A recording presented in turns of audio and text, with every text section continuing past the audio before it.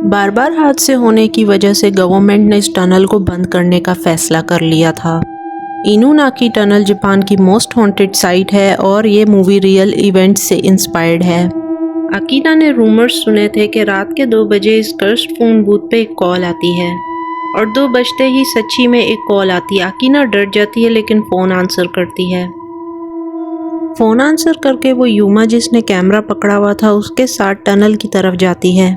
इनुनाकी village में उन्हें बहुत सारे घर नज़र आते हैं जो बहुत ख़राब हालत में थे।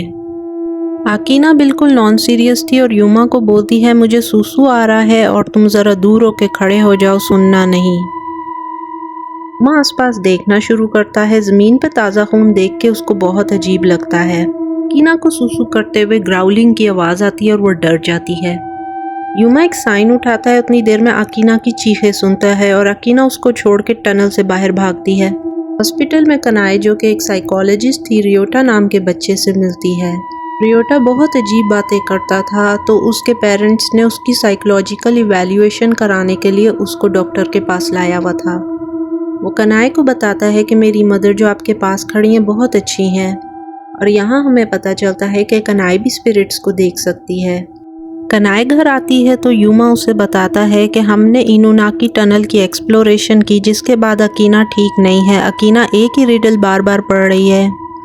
कनाए अकीना के पास जाती है तो वो उससे बोलती है मुझे सुसु आया है। इनका सबसे छोटा भाई कोटा उस कैमरा को देखता है जिसमें इन्होंने फिल्म शूट की थी। कोटा को अकीना की आवाज़ आती है तो वो अपनी रूम की खिड़की से बाहर देखता है। अकीना अपनी पैंट्स में ही सुसु कर रही होती है और घर से बाहर चल रही होती है सड़क पे। कोटा कनाए और यूमा को ये बात बताता है तो वो सब घर से बाहर अकीना को ढूंढने चले जाते हैं। यूमा को अकीना की कॉल आती है। वो कहती है मैं जल्दी वहाँ पहुँच जाऊँगी। वो ऊपर से नीचे आके गिरती है यूमा के सामने और बहुत भयानक तरीके से उसकी मौत हो जाती है। फ्यूनरल पे डॉक्टर यामानुबे अकीना के फादर को बताते हैं कि उसकी पोस्टमार्टम में मौत की वजह डूबने से हुई है और वो प्रेग्नेंट थी। घर पे यूमा को अकीना की प्रेगनेंसी रिपोर्ट मिलती है।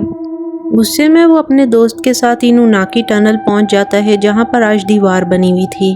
उसका दोस्त अकेला गाड़ी में बैठा हुआ था जब वो पीछे शीशे में कुछ हिलता हुआ देखता है और डर के वहां से भाग जाता है गाड़ी छोड़ के। वो हिलती हुई चीज़ थी कोटा जो कि छुप के उनके साथ आ गया था। उसके दोस्त बोलते हैं ये जगह ठीक नहीं और वहाँ से चले जाते हैं। हॉस्पिटल में कनाए को रियोटा की डेड मदर की स्पिरिट नज़र आती है और वहाँ आते हैं रियोटा के फादर जो कनाए को बताते हैं रियोटा उनका असल बेटा नहीं है। रियोटा की असल मदर की उसको पैदा करके डेथ हो गई थी और यहाँ कनाए को समझ आता है कि रियोटा असल में अपनी डेड मदर को देख रहा है और वो कनाए की तरह स्पिरिट्स को देख सकता है। कोटा गाड़ी से बाहर आता है तो उसको टनल के अंदर से अपने भाई की आवाज़ आती है। कोटा दीवार के ऊपर चढ़ के अपने भाई को आवाज़ देता है तो उसका भाई बोलता है तुम कैसे और किस तरह यहाँ तक आ गए हो। उसको नीचे आने से मना करता है और ख़ुद दोबारा वापस बाहर जा रहा होता है लेकिन कोटा नीचे गिर जाता है और स्पिरिट उसे पकड़ लेती है। जो दोस्त वहाँ से भागा था वो पुलिस को और इनकी फैमिली को इन्फॉर्म करके उस टनल तक लाता है। यूमा और कोटा की मदर को उनका कैमरा मिलता है। वो बिल्कुल इमोशनली आउट ऑफ कंट्रोल हो जाती हैं, अपने हस्बैंड को बाइट कर लेती हैं और किसी एनिमल की तरह बिहेव कर रही होती हैं। कनाए ये सब कुछ ऑब्जर्व कर रही होती है। यूमा के एक दोस्त की उसी टनल के पास बाइक ख़राब हो जाती है तो वो अपने दोस्तों को फ़ोन करके बुलाता है और कहता है कि मुझे यहाँ पे डर लग रहा है, जल्दी आओ और मुझे यहाँ से लेके जाओ। वो देखते हैं कि उनका दोस्त वहाँ पे नहीं है। फ़ोन बजता है और उस पे यूसे उनको बार बार यही कह रहा होता है कि जल्दी आओ, मुझे डर लग रहा है। बूथ का दरवाज़ा बहुत ज़ोर से बंद होता है और दोनों दोस्त अंदर फंस जाते हैं। बूथ के शीशे पे गंदगी से भरे हुए हाथों के निशान लगना शुरू होते हैं और यहाँ पर हमें नज़र आता है कि बूथ को स्पिरिट्स ने सराउंड कर लिया था। बूथ पानी से भर जाता है। दोनों दोस्त अंदर ही डूब के मर जाते हैं लेकिन सुबह यहाँ थी 3 लाशें। कनाए अपने फादर को बताती है कि डॉक्टर यामानोबे की डेथ हो गई है, मेरे दोनों भाई गायब हो गए और मामा भी ठीक नहीं है, आखिर हमारे साथ क्या हो रहा है। उसके फादर कोई जवाब नहीं देते तो उसे गुस्सा आ जाता है लेकिन उसके फादर उसे धक्का दे देते हैं और उसे बोलते हैं कि मुझे तुम्हारी माँ और तुम लोगों से अब डर लगता है।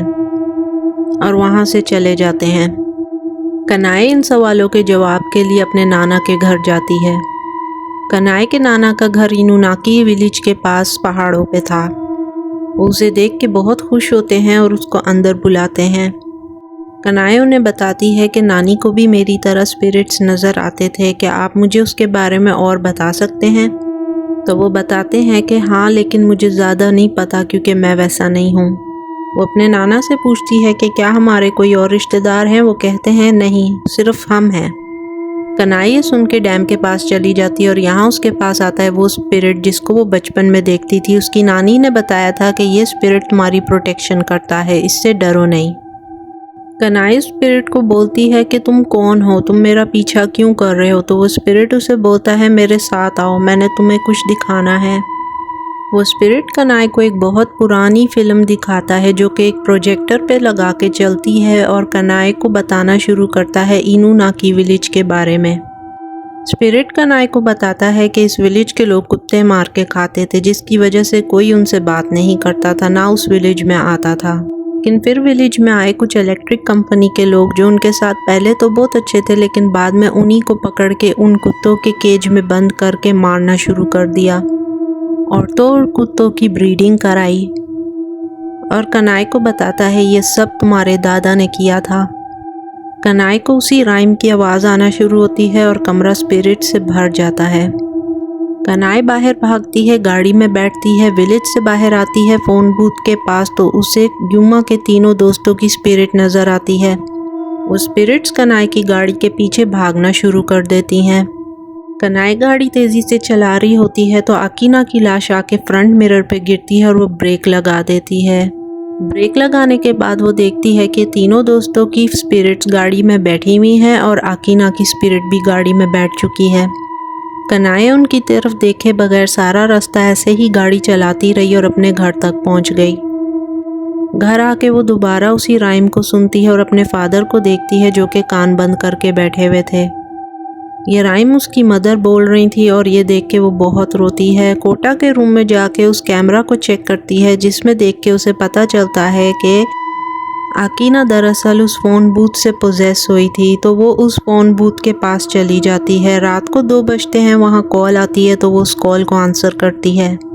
कॉल आंसर करके वो अकीना की तरह उस टनल में जा रही होती है, लेकिन वहाँ आ जाती है उसकी गार्डियन स्पिरिट। वो स्पिरिट अकीना से कहता है मैं तुम्हें एक जिम्मेदारी देना चाहता हूँ, मेरे साथ चलो, और वो उसको कई लाशें दिखाता है। कनाई को लाशें देख के वही लोग याद आते हैं जिनको उसने उस मूवी में देखा था। एक लाश को कुत्ता खा रहा होता है तो स्पिरिट उसके पीछे भागती है और वो वहाँ से चला जाता है। गार्डियन स्पिरिट कनाई को अपने साथ आने के लिए बोलता है और उसको एक घर में लेके जाता है। उस घर के अंदर बहुत स्मेल थी, लेकिन वहाँ उसे अपने भाई यूमा और कोटा मिलते हैं। दोनों एक कमरे में बंद थे और वो कनाई को बताते हैं कि चाबी सामने है, वहाँ जहाँ एक कुत्ता सोया हुआ है। स्पिरिट कनाई को वो दरवाज़ा खोल के देता है। कनाई उस रूम से चाबी उठाती है तो स्पिरिट उसे बोलता है कि मेरे साथ ऊपर आओ। ऊपर थी एक लड़की जिसने अभी अभी बर्थ दी होती है। स्पिरिट अपने मुंह से उसकी उम्बिलिकल कॉर्ड काट देता है और कनाई को वो बेबी दे के बोलता है इसको तुमने इस विलेज से बाहर लेके जाना है, ये तुम्हारी जिम्मेदारी है। वो लड़की माया होश में आ जाती है और बोलती है मेरा बच्चा मुझे वापस कर दो, लेकिन गार्डियन स्पिरिट उसे मना कर देती है और कनाई को बोलता है कि इस बच्चे को लेके यहाँ से चले जाओ, और माया अपने असल डिमोनिक फॉर्म में आ जाती है। कनाई यूमा और कोटा को लेके टनल की तरफ भागती है। कोटा थक के रुक जाता है और यहाँ नज़र आता है गार्डियन स्पिरिट जिसके पीछे थी पूरी तरह डिमोनिक फॉर्म में माया। टनल इनुनाकी के स्पिरिट से भर जाता है जिनमें अकीना भी थी और सब वही राइम पढ़ते जा रहे थे। अकीना जो कि मरने पे प्रेग्नेंट थी कनाई से बेबी मांगती है, लेकिन यूमा बोलता है ये तुम्हारा बेबी नहीं है। डिमोनिक माया कनाई से बेबी लेने आ रही होती है तो यूमा और गार्डियन स्पिरिट उसको रोक देते हैं और कनाई को बोलते हैं कोटा को लो और भागो यहाँ से। कनाई और कोटा जब टनल से बाहर निकलते हैं तो दिन निकल चुका होता है। वो किसी तरह अपनी जान बचा के अपने नाना के घर तक पहुँचते हैं और वहाँ जाके बेहोश हो जाते हैं, ज़मीन पे गिर जाते हैं। नाना आवाज़ सुन के घर से बाहर आते हैं तो उन्हें कनाई और कोटा बेहोश मिलते हैं और साथ वो बेबी। कनाई की आंख हॉस्पिटल में खुलती है तो वो देखती है कि पास ही कोटा भी है। कोटा नींद से उठता है तो बताता है उसने एक बहुत बुरा ख्वाब देखा। एक कपल जो इनूनाकी डैम के पास तस्वीरें ले रहे होते हैं, उनको तस्वीर में कुछ नज़र आता है तो वो पुलिस को कॉल करते हैं। वो तैरती हुई चीज़ थी युमा की लाश, जिसे कनाई हॉस्पिटल में पहचान लेती है। कनाई शीट हटाने के लिए बोलती है तो पुलिस उसे मना कर देती है, लेकिन वो ज़बरदस्ती हटा देती है तो देखती है कि नीचे उसको 2 गली सड़ी लाशों ने पकड़ा हुआ है, जिनमें से एक थी उसकी गार्डियन स्पिरिट की और दूसरी थी माया की। कनाई अपनी नानी के ग्रेव पे जाती है तो वो उसको देख के स्माइल करती हैं। वो नाना को बताती है कि नानी स्माइल कर रही हैं और पास खड़े होते हैं उसके गार्डियन स्पिरिट और माया। हॉस्पिटल में रियोटा कनाई को कान में बोलता है कि मेरी मदर आपको थैंक यू बोल रही हैं, और वहाँ से जाते हुए कनाई को गुड बाय वेव करता है। क्या आपको समझ आई? रियोटा दरअसल माया का बेटा है और वही बेबी था जिसको कनाई ने बचाया था। टनल से अभी तक उन्हीं राइम्स की आवाज़ें आ रही थी और कनाई भी इसलिए स्पिरिट्स देख सकती थी क्योंकि वो उसी ईवल ब्लड लाइन से थी।